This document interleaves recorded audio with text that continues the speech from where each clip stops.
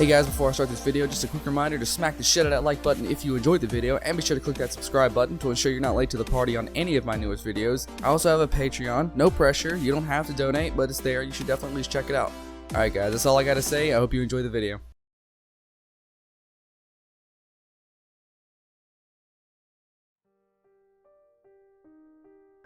Until my mid-teens, I hadn't lived in one house for more than a year, though I've been living in this house the longest. My family thinks of it as home since we pay mortgage on it. I've always felt that the earlier houses were home.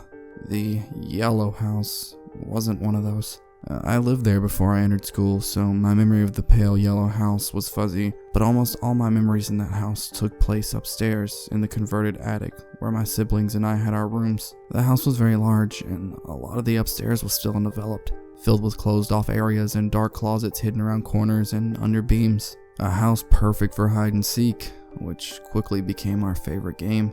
Over the months, we began picking up strategies such as taking our stuffed animals and arranging them in human-sized shapes and hiding them around the attic to throw the others off until we could reach the furthest corners and call it safe. The last game we played still haunts me. After several rounds, I was labeled as it for the next game, and I put my face in the safe corner and began to count.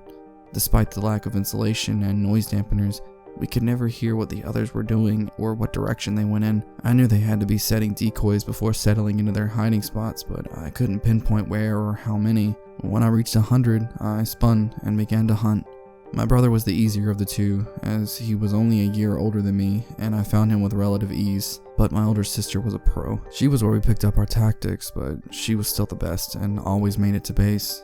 I always started my hunt for her in her bedroom, which was separate from mine and my brother's and considerably smaller, to be honest. Her bed was occupied, but I knew it wasn't her. It was too lumpy. I looked underneath and in the closet, but she wasn't there. I dug deep into the back of the closet and under piles of clothes, but to no avail. I decided to move on, but I thought I saw something move in her bed. I pushed onto the central lump and confirmed stuffed animals. I went for mine in my brother's room. There wasn't really anywhere to hide in mine. It was the largest and the emptiest in the house, and no closet, and our mattresses just sat on the floor instead of on bed frames. I checked around my side of the room and didn't see anything. My brother's side was just as empty as mine, but I went to check anyways. His box spring was moved and up at an angle, and his mattress flushed against the wall. This wasn't uncommon, but I still yanked the mattress away. Nothing again. I headed out of the large room and began to search the closets and the crawl spaces. I prided myself on how quiet I was, which was the only way I'd ever get close to where someone was hiding. I had narrowed it down to 2 doors, and as I reached for one, I heard a call of, "Ollie, Ollie, oxen free." "Damn it," I shouted. It wasn't uncommon for me to swear even at a young age, and I rarely got into trouble for something as mild as damn. I began to crawl back out when I heard shuffling from behind one of the doors. My brother was stuck sitting in the safe corner once I found him, and my sister had just called safe. I knew there were rodents in the house and decided not to let one out of the closet. I finished crawling backwards out of the narrow enclosure and turned to stand up. My brother was frozen. He was shaking violently and staring up at my sister. I had never seen his eyes so wide before, and when they flickered over to me, he seemed to be begging for help while still urging me to run. What was he so scared of?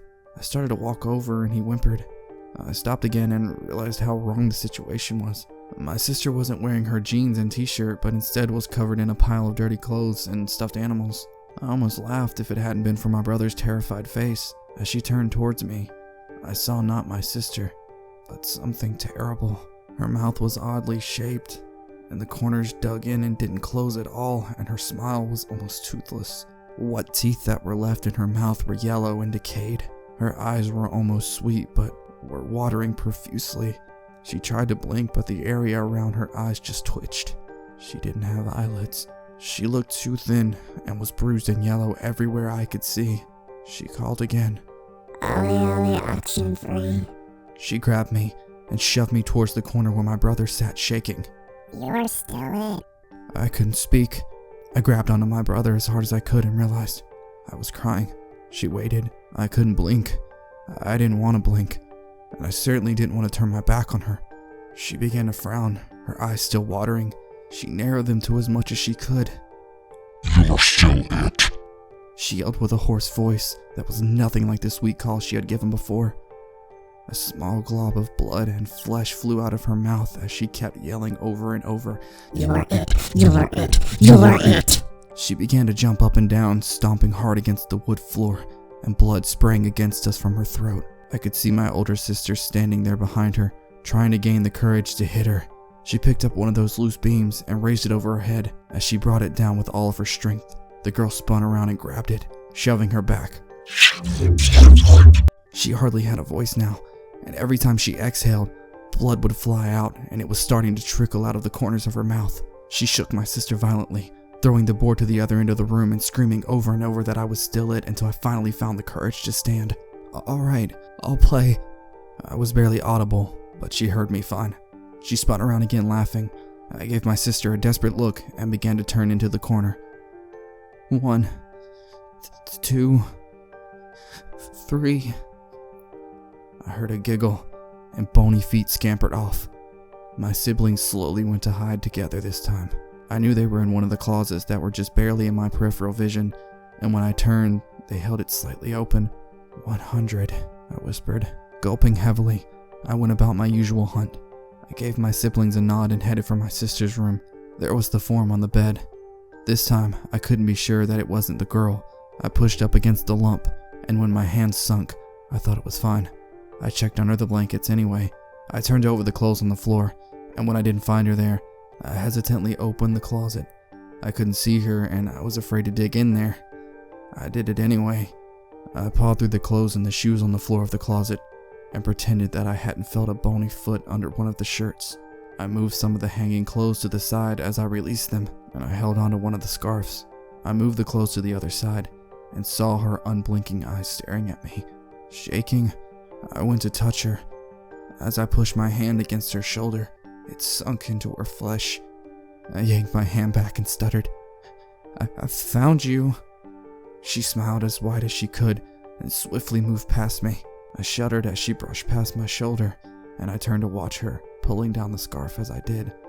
When she was almost out of the bedroom door, I hooked it over her head and slid it perfectly into the sunken areas of her mouth. I tied it as hard as I could and started screaming for help as she struggled against me. My siblings ran over and tackled her. I grabbed another piece of clothing and kept handing them off until we had her so she could barely move. We dragged her to the smallest closet in the darkest area upstairs and shoved her inside, slamming the door and blocking it with several loose boards. We couldn't fall asleep upstairs anymore, so for the last month we lived there. 3 of us would lie down in the family room and listen to her thumping and hoarsely shouting against her gag, trying to get out of the closet. When we finally got into the moving truck at the end of the summer, we all tried to pretend that we didn't see her pounding against my sister's bedroom window, scarf still tied around her head.